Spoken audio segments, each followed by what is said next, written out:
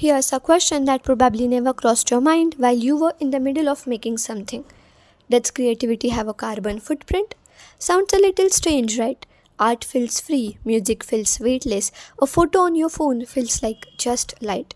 But behind every creative art, there is a hidden cost, and today we are going to find it.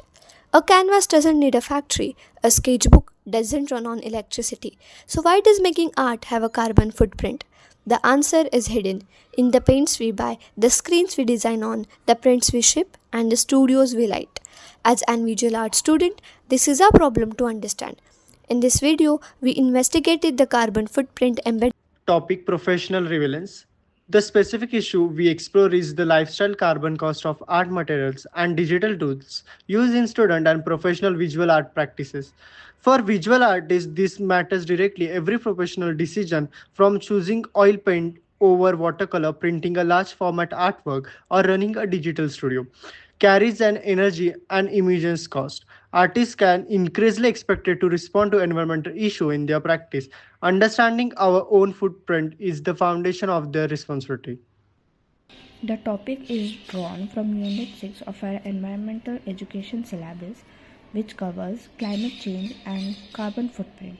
It also connects to Unit 7, Environmental Management, through the lens of 3 R's practices and circular economy in creative industries. Art materials have researchers called embodied carbon emission locked into a product before it even reaches your hand. Acrylic paints are petroleum derived, canvas is chemically treated, and varnish contains volatile organic compounds. And digital tools, tablets, monitors, printers carry heavy manufacturing footprint. Study area and methodology. Our methodology had two parts. First, a material audit. We documented the art supplies user over one semester, recording material type, quantity, and country of origin where available.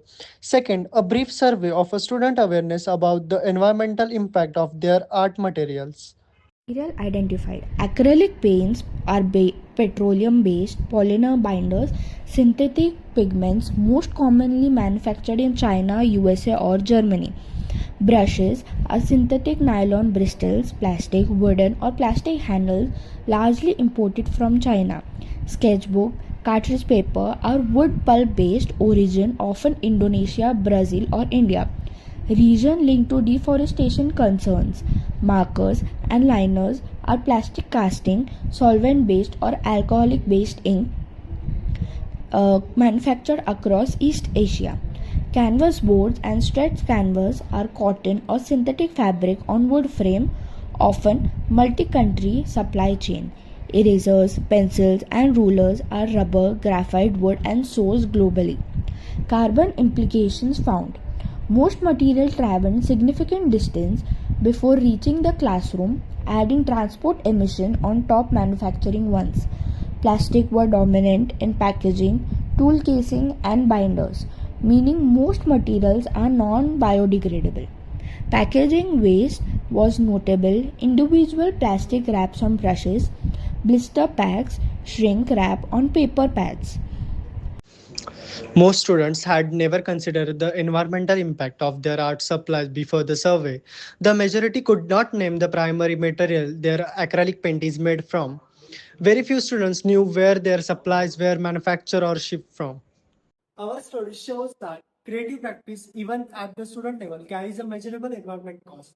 The footprint isn't dramatic compared to heavy industry, but it is real and it's ours to admit.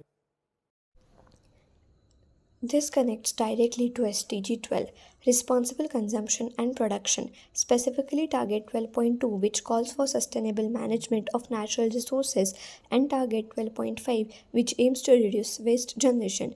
It also links to SDG 13, Climate Action, through Target 13.3, Improving Education and Awareness on Climate Change Mitigation.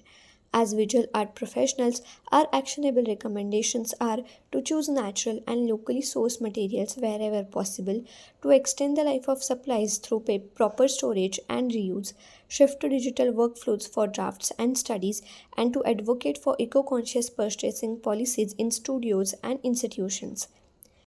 Creativity doesn't have to cost the earth. It just has to be more conscious.